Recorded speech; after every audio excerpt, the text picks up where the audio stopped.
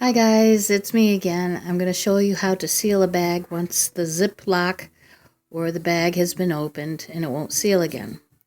Now you can use this for a bag of tea, your nacho chips, your pistachios.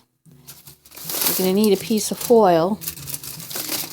You can get the sheets or the roll, an iron, put it on high dry setting, and a towel. Put the bag down, press out all the air. And you're going to put the foil on the top. Put the iron on the foil and hold it there for a few seconds. Pressing down. The foil protects the bag, of course, from sticking to the iron.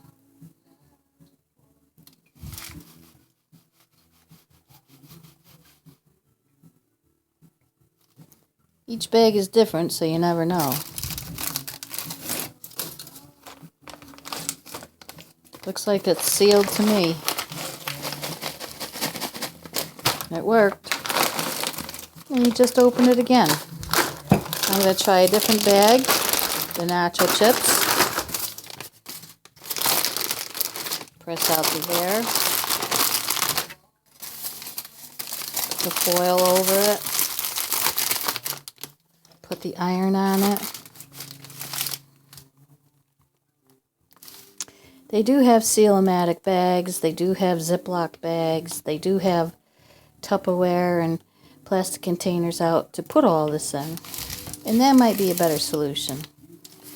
But if you have a small tiny kitchen and you don't have room for all the Tupperware, or if you don't feel like buying all new bags and putting the old bags into new bags, which is a waste of money, then this is why I do this.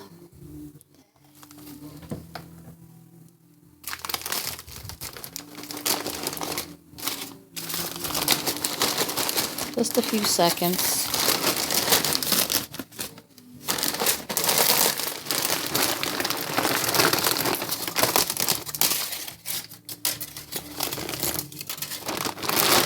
Okay, so it's sealed.